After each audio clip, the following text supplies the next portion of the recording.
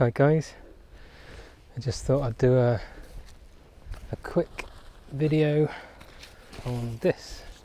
It's my homemade tent, one that I've been working on for a little while. I've got other tents and inners that I've made now.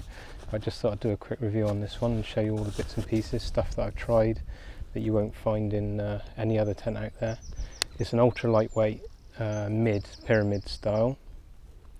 And I'll just set it up for you so you can have a look, see what you think. 630 grams, so it's nothing, and uses the walking poles as the main structure.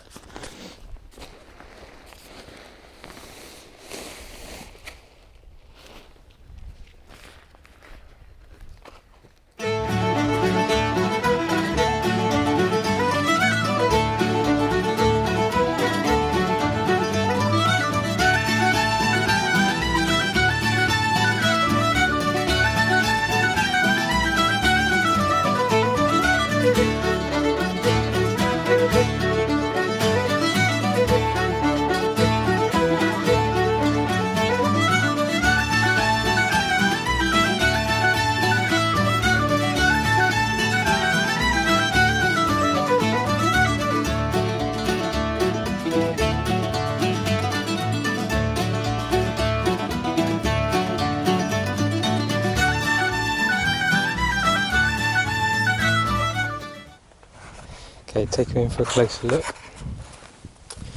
So first of all, it's tipi style, ultralight. It's got a storm flap door, two-ended zip, both ends, and this is an encasement zip. You don't see this on tents really anymore, but this is one piece of fabric and it's folded in a way that goes round there, doubles back, underneath, up there, doubles back, and then in again. So you end up with a zip with material fabric both sides that you stitch in. It's very, very strong. It's one of the strongest joints on the tent. So yeah, something you can do if you're really hand making a tent, but not for mass manufacture is too complicated. And each of the velcro's got little support pads underneath, just to give it extra strength, and the hem, just a rolled hem underneath. So that's the storm flap. This again is one continuous piece of fabric going in and out, weaving round onto the joint, back round, encasement on the zip.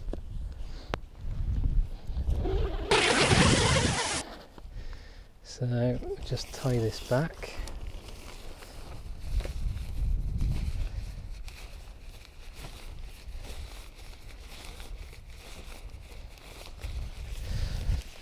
Not that straightforward doing it one-handed, so it's just got little toggles, very light wooden toggles, a bit of paracord, and these are not sewn through, so this piece is a separate piece to this one, a slightly different place in the joint, so no water seeps through the joint.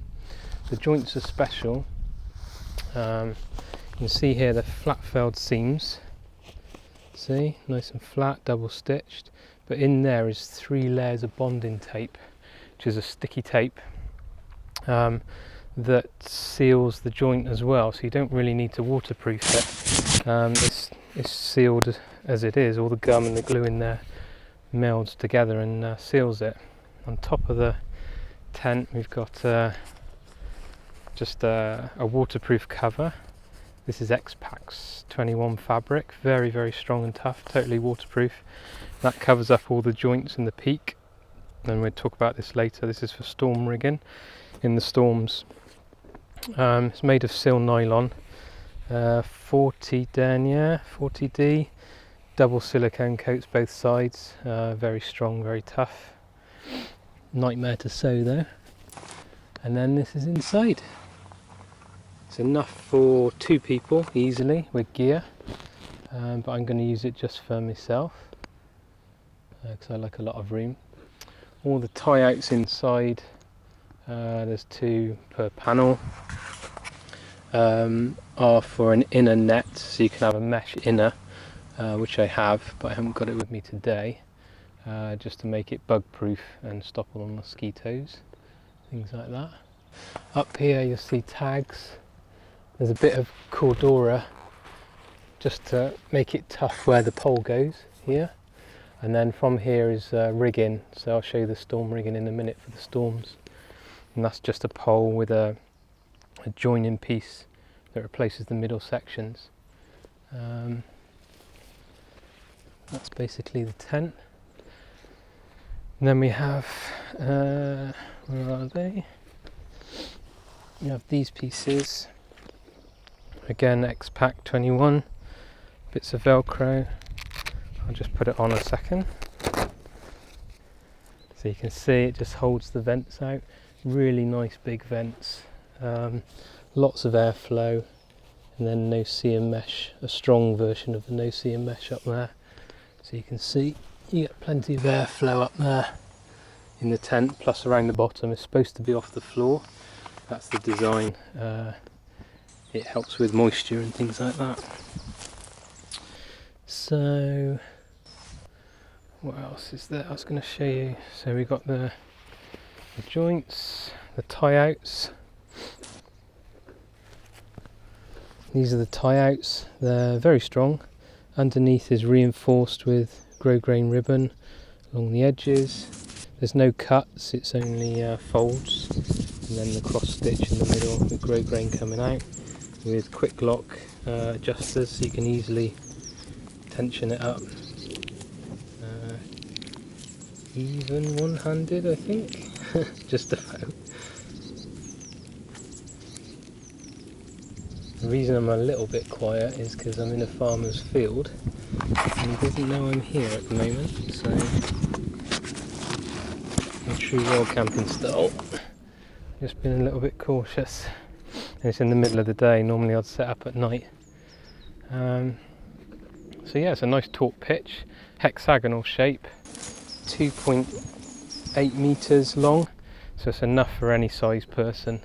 A lot of the mid tents you see, pyramid tents, are too small for a sort of over 6 foot person. But this one's ample for any size person really, which is the advantage of making it yourself. You can make it with the features and the size that you want. So you can also fold this door back and you have a nice open front for stargazing. The weather's nice, it's got tie outs for there as well. So next thing is the storm rigging. I'm going to set that up and I'll come back and show you what that's all about.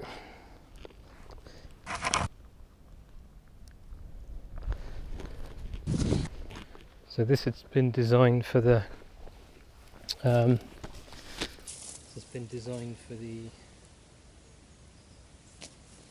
UK weather, which obviously we can have some quite strong storms here. So most of these tents are not, sometimes they're stable, depends who you buy it from, but some of them are not that good. So I've developed this storm rigging approach, which I'm going to show you now. I'll just do it on a couple of sides so you can see. So it uses the existing pegs for the first mode.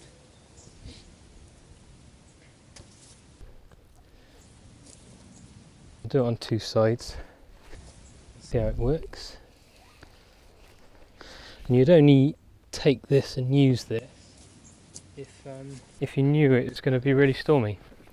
If it's not, obviously you wouldn't need all these extra cords, but if you want a bit of peace of mind that you're going to be okay in a storm, this is what you do. Take a storm line.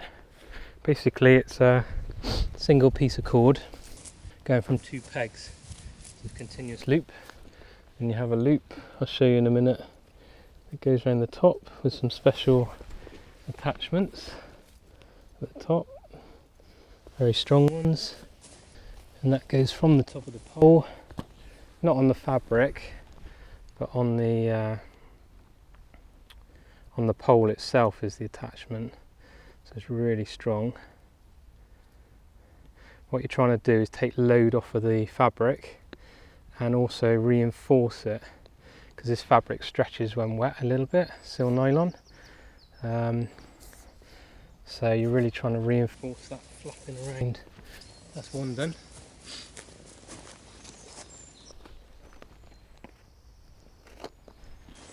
Another one. You'd do this in the beginning if you knew it was going to be stormy. You wouldn't do it while the storm was raging. You could, but I wouldn't.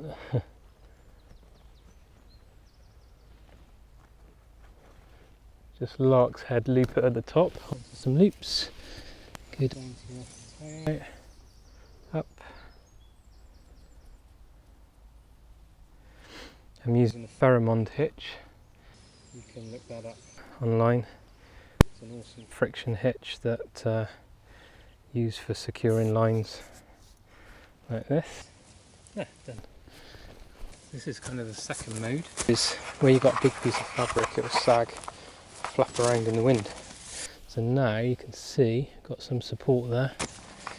You go inside, you've got the loop from peg to peg, and automatically centering. You've got a line going up to the top where you've got some grow grain onto some cordura, which is on here. Doesn't put any stress on the fabric, goes down around the loop, pheromone hitch, and then you can tighten that as tight as you want and it stop that flapping around. And you can do that on every panel, not on the doors because you couldn't get out very easily, although they have the cord to do it if you want. Again, just a pheromone hitch, loop loop, and this gives total stability to the panels, which is always the weak point on a pyramid type tent, especially the bigger panels at the back. So that's a good way of doing that. And then finally, that's kind of second mode, if you like. And then final mode, I won't do it, but you've got some really long lines like these, and delta pegs. These are awesome pegs that are really strong, take up to 75 kilograms pull before they'll be pulled out of the ground. You can see how they go in, and the cord goes around here. And what you do is you take these loops on the top, got one at the back, one on the side, and you can use this one at the front as well if you want, but 3 is normally enough, and take them on long lines out to a delta peg on all the sides, and then whatever the winds, up to at least 80 miles an hour, that will be fine, and give you a bit of strength and stability in the pyramid when it's really stormy. So what we've done here, what I've done here, is the loops are stitched in at certain angles, so when there's a force on them, you only get a shear force to the stitching. It's not a tear force or a peel force, it's a shear force, so it's very, very strong. Even on this one there's a shear force from the back stitching. So yeah, that's how we do the storm rigging. Obviously you put these vents down in a storm with Velcro, just going down there, and that would stop any problems with the wind catching it, which can be a problem. You can see the storm rigging on the outside, obviously into the peg. I wouldn't use, these are alloy pegs. If you're on a storm, I would use Y pegs really. I wouldn't use the alloy round ones. I'll show you those.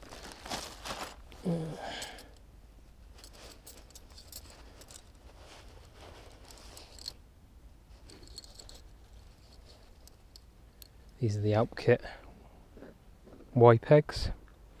Give you a lot more surface area and therefore a lot more strength in the ground, grip in the ground.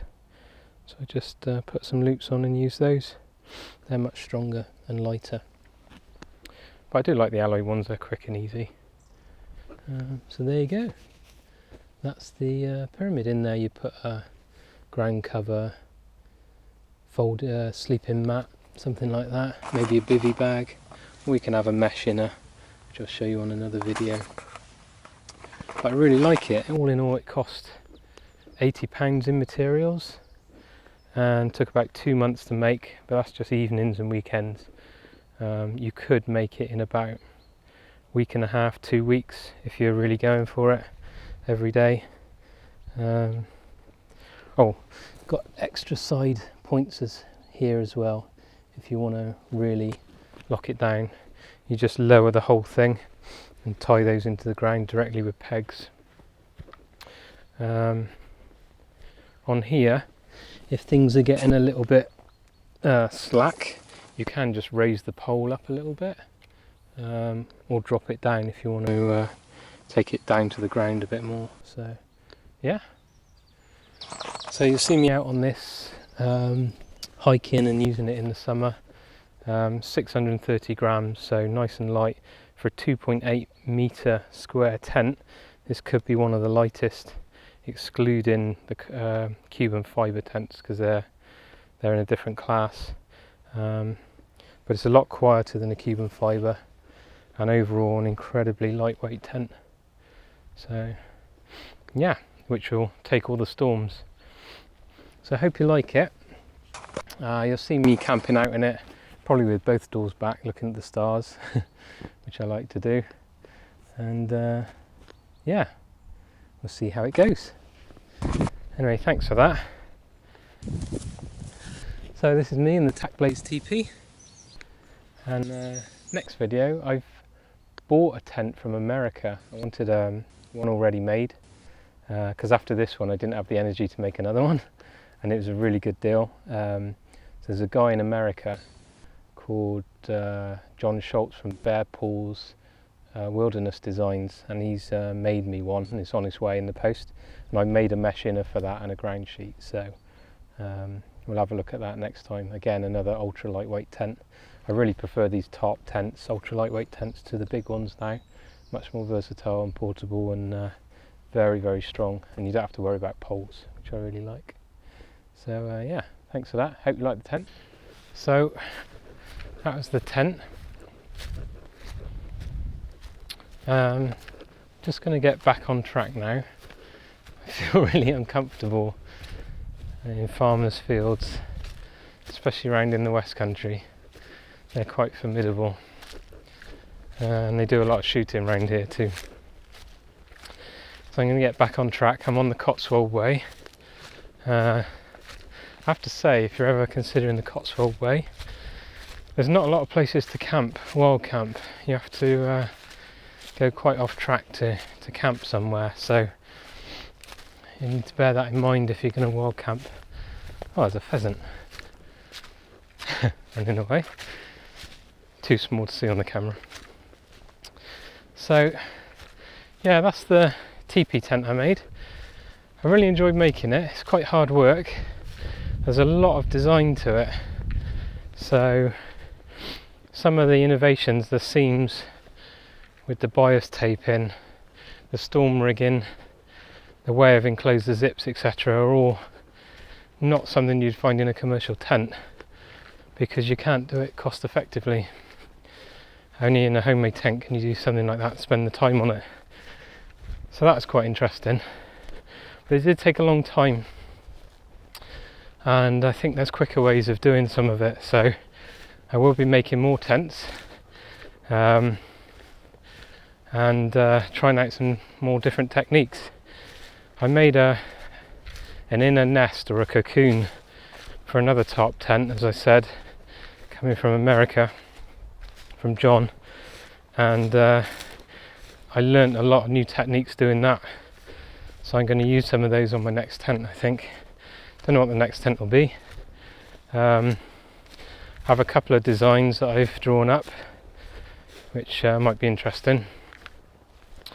But I'm trying to find something unique, maximum space, minimum number of poles. I found an ultra lightweight pole system that you can buy locally in DIY stores, so I'm gonna have a play with that, I think, and see if I can rig up a nice little pole system that's ultra lightweight, but strong enough for structure within a homemade tent. And then I can do anything, any design, any shape, pretty much. Should be fun. Why did I get another tent when I've got this one that I've just made? Well, it's always nice to have new things. That's one thing, but mainly because I wanted a tarp-like tent. I really like John's design. It is quite a unique design. You can have it as a completely enclosed tent for the weather, or you can open it up and also have it as a tarp with extra sort of vestibules and things for cooking. So it's very, very versatile, and the design is great. So there's that. And sometimes, even if you're making a lot of stuff, you just want something made for you. It sounds maybe a bit lazy, I don't know, but sometimes you just want it made for you. Appreciate the quality that they can put into it. It's always interesting to see other people's work as well, so that's another good reason.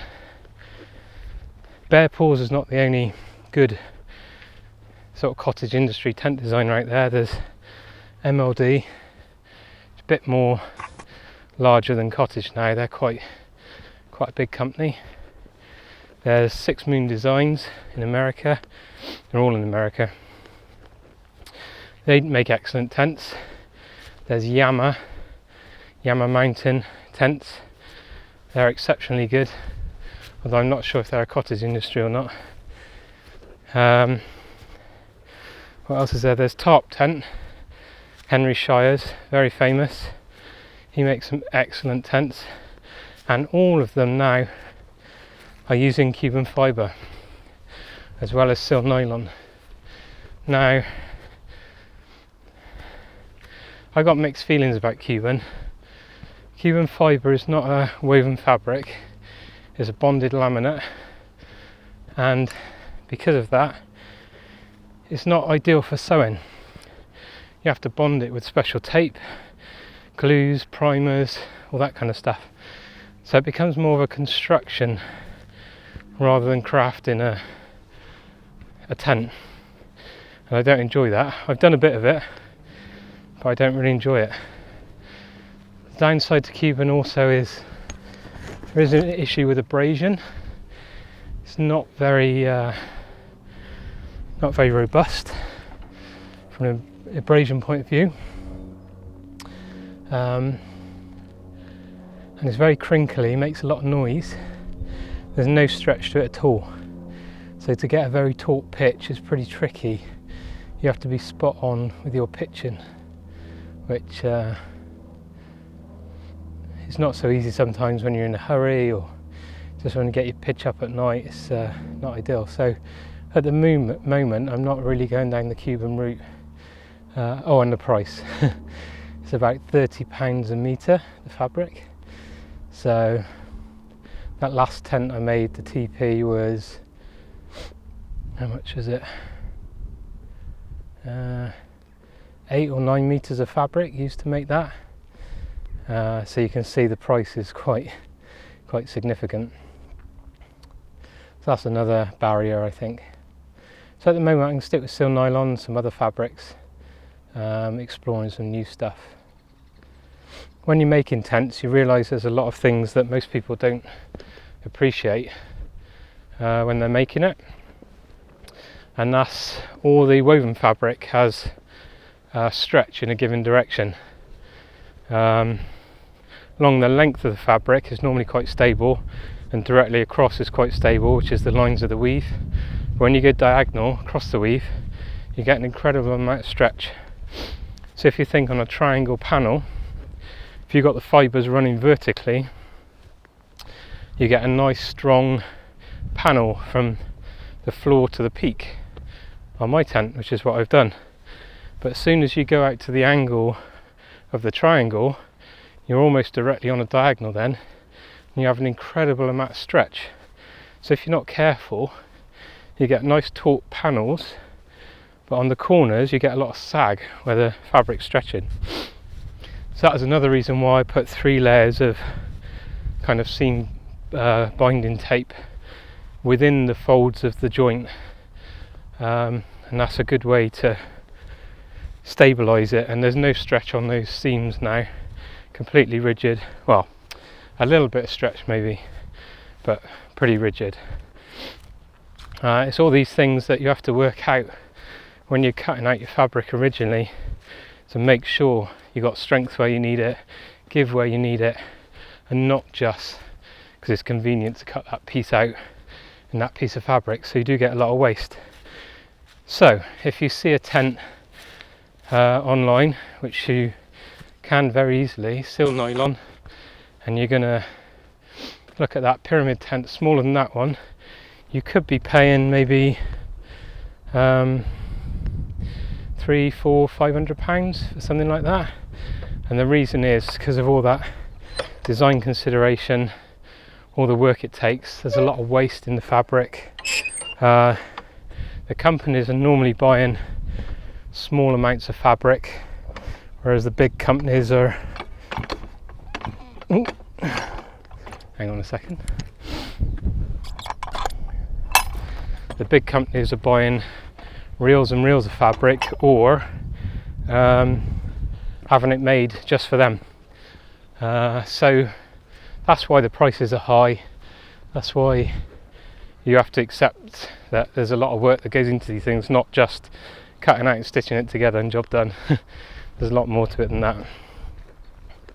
So the new tent I'm getting is a Bear Paws Lagarita. You can look it up online, or I'll put the link below. It's in the post at the moment, it's all done. I had some custom modifications. I wanted an extended door to make a bigger porch for cooking and things like that, storage. Normally they're sealed with Velcro, and I wanted a zip with a storm flap, so he's added that, and a few other mods to it that I wanted specifically for me. So that's all done now, so I can't wait to get that and try it out. Also, a lot of these tents that you buy are not waterproof when you get them. They're not seam sealed. I don't know why. It's a lot of work to seam seal it, so maybe it's to get the cost down, I don't know. But Bear Paws will seam seal it for you if you ask them, for free, which is excellent, because it's a hell of a job to seam seal a tarp tent like that with a lot of joints. So yeah, that's another good reason. So hopefully I'll do a proper review of it when I get it, and you'll definitely see me out camping in it for sure. So yeah, midges. Everybody thinks it's too cold for midges. It's end of March 2015, and everybody's saying, oh, it's too cold for midges. You wake up with frost on the ground in your bivvy bag. Yeah, but in the day when it warms up, like today, midges everywhere. So you do need those midge nets and inner nests, inner cocoons. So that's about it for the tent side. It's been good. I'll show you the inner nest design when I get the new tent, because I made it especially for that. Also, I've been using a product called Polycro. It's not really a laminate. It's a single piece of plastic, very thin, ultra lightweight, lighter weight than carbon fibre. Has very strong puncture resistance, the way the filaments are laid in the plastic, and you can buy it anywhere really cheap. So I bought mine in a DIY store called Wix's, or Wix, and it's the same material they use to put over double glazing. You stick it on over double glazing, use a hairdryer to shrink it, and it like a secondary glazing kind of fabric product, to help out keep out drafts and things in the winter. Well, it's the exact same stuff. So if you buy that, I think it's £5 for about 4 meters of it by 1.5 meters wide, and you can't go wrong with that. And it's a great way to test out designs if you want to practice before doing carbon fibre. It's a cheap way to do that, because you use the exact same techniques with double-sided tape and stuff like that. So I've made a bathtub floor out of it. and I've done it a little bit different, where I just wanted to try stuff really. I've heard that it does wear a little bit, so I've done 3 layers. I've got the main polycro bottom layer with a 2.5 inch wall all the way round, which is your bathtub floor for your tent, so that keeps you dry. And then on top of that, I've bonded a safety blanket, one of those mylar silver blankets. So I bonded that to that with a spray glue, and then on top of that I bonded another layer of polycro with the spray glue again. So I've got a sandwich of 3 layers. It's all taped and bonded down so it doesn't come apart, and that will provide quite a strong base if you're on stones and rocky ground, so it won't poke through. But it also provides a bit of reflection of heat with a security blanket, and keeps your heat from going through into the ground and the cold coming up from the ground going into you. Not just sort of normal vapor and heat and stuff, but also the infrared heat that comes off, and it will be bounced back by this sheet. So yeah, I'm quite interested to try that out. So I've got the bathtub floor made of that. Then I've got an inner mesh tent, and that was made with a very lightweight nylon fabric that's not treated at all, so it's not waterproof at all, but it goes inside the tent, and it's a wind block. So about, I don't know, 9 inches up the side from the bathtub floor you've got this wind block, and then you've got pure no-seam mesh going from the wind block to the apex and back down again.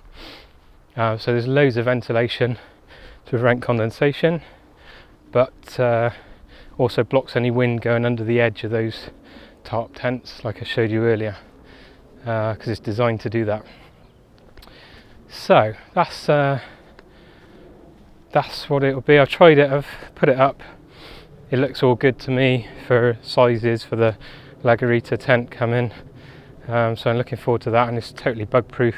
No seam mesh is an ultra fine one, ultra light, and the whole thing, bathtub floor and the mesh, comes in about 350 grams, so it's incredibly lightweight for what you get, and the cost was pretty reasonable, wasn't very expensive at all. You can pay as much for a nest or cocoon as you can for the actual tent itself, so you can buy these cocoons for £200, £300, but I made mine for about £35, I think, so a massive cost saving, and it's as good as anything out there really in terms of doing the job. So we'll give that a proper review and all that kind of stuff a bit later. Right, I'm just going to check where I am, and I'll catch you later on. So I found out where I am. I'm just wandering along this path. I got no idea where I was, but I think I've worked it out now. I'm up near Lansdowne now, I think. So we've got Bath going that way down the valley, and then coming up here we got Bristol going the other direction. It's where I did the history of Lansdowne and the Civil War the other day. Another thing that I've been using today is I've got a new selfie stick, or monopod. This one's much better than the other ones. The super cheap ones are alright, but they twist. There's no way to stop it twisting. So this one is got sections, it's got flick lock bolts, keep it steady, and it's grooved, the tube's grooved so it can't twist, which is really good. Very light, easy to use, very steady. So yeah, quite pleased with that. Coming up to the top of Lansdowne now. So there's quite a lot planned for this year. Spent a lot of time in the winter making and sewing and coming up with new designs. I've got quite a nice Alpkit bivvy bag now, so I'm going to do some bivvy camping pretty soon.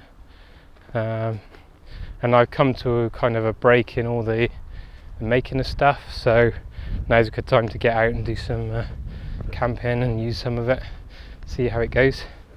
Oh, I've had a lot of requests to make stuff for people, and selling tents, and loads and loads and loads of emails on that. So you never say never, but at the moment I only like to make the stuff for myself, and the reason is I wouldn't sell a tent or something that I haven't used for a year or got real lot of use out of it to know what the issues are with it. There's no point selling a tent to someone for a lot of money and then it fail in some way that you haven't planned. So if I ever do sell stuff, it will be after the design's been thoroughly tested and made sure it's good. Some of the smaller stuff, little bags, pouches, all that kind of stuff, yeah, maybe I might make stuff for people, but I'm not set up to do it yet. The problem I got is when I make something,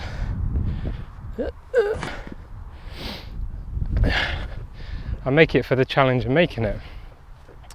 So if I made a pouch, it'll be a new design, something different, and something like that. But if I'm making it for someone else, it'll just be a pouch that I made before, and I've got no interest in that at all. I don't really do it for the money. I got a full-time job, so I don't need the money in that respect. So yeah, I'm not keen to make stuff for other people at the moment, but I will let you know if I do. If I ever find myself where I need to do something different, then yeah, I'd start up a full-blown UK-based wild camping cottage industry. Without a doubt, I wouldn't hesitate to do that, with big lofts for laying out cloth and industrial sewing machines. I'll do the whole works, I'll do it properly, but at the moment I don't need to do it, so I'm not going to. It's quite unusual. I think my tent might be the only British made tent like that in the world. Nearly all of the tent manufacturers, even the well respected ones, have gone to China for production because it's so much cheaper than even the minimum wage in UK. So all that's gone to China, which is a shame, because yeah, okay, you can get good quality, but a lot of it is machine driven and everything is exactly the same. There's no character, there's no special modifications. You get what you get and that's it. Whereas a cottage industry can tailor it exactly to you: colour of tent, style of tent, zips, velcros, flaps, extended doors, height, dimensions, everything can be tailored to what you want, even weight. So yeah, it's a shame it's all gone to China, but that's the way it is. There used to be a massive textile industry in the UK, but that's all gone away now, unfortunately. So if I did set it up in the UK, the tents would be expensive. They wouldn't be cheap tents. They would be good value for money, but they would be extremely expensive. They'd all be built and manufactured in the UK. They'd all be custom designed for you, right from the design stage all the way through to the final tent. And you'd have guarantees for repairs and things like that. So that's the kind of approach I'll go down. I'll go for high-end premium tent design rather than mass market high volume sort of production. So yeah, giving it a little bit of thought as everything I do, but yeah, no plans to do it at the moment, but if I ever need to, it's all there ready to go pretty much. I even know quite a few people who used to be in the sewing industry that have come out that could easily lend a hand to that. So yeah, all sorted. But yeah, I'm going to continue to do designs. I've got loads more designs to do on the tent side and coverage and tarp tents. Ultralight is my interest at the moment, because it's so versatile, you can go anywhere with it. I think my thing at the moment is storm ready, UK weather ready ultralight tents, because the stuff made in America is very robust, it's very good, but it's not really designed for the UK weather. Although a lot of it is fine, it's okay. There's a pheasant or a partridge. Probably won't be able to see it. You see me? Pheasant. So yeah, I'm gonna go down the storm ready kind of route, and I'll be looking for storms and high winds, heavy rains throughout this year to test the tipi tent out in, just to see how it fares. But I think with the storm rigging, the top end tie outs, is going to be fine. It's going to be one of the strongest tents out there, I think. Another thing I've done in the seams, which I forgot to mention, was where I've stitched, I've got the 3 layers of seam tape, but I've also coated it in beeswax. So all the seam lines are rubbed with beeswax and then heat applied to melt the beeswax into the threads. So the only thing that can let water in is the thread, pretty much, and that's now coated in beeswax, so should be waterproof without any seam sealer, without any sealing tape that can peel off, all that kind of stuff. That's all gone for me now. I've gone to this other approach where it's all inbuilt, impregnated into the stitching, seams and tent in the design, and hopefully won't have to do it or reseal it. If I do, I'll just rub a bit of beeswax on it and melt it in again. Job done. So that's the plan. We'll see what happens. I've tested it under heavy water and it seems to be fine. I filled it up with water upside down in the bath and it holds it for a day, no problem. So I've got a feeling it's going to be okay. We'll see how that goes. I'm coming to the end of the trip now, so thanks for watching this long and a bit of a ramble talk on afterwards, and there'll be plenty more to come this year. Lots of camping, lots of bivvy camping, ultra lightweight camping, a little bit of trekking, yeah, all sorts of things lined up.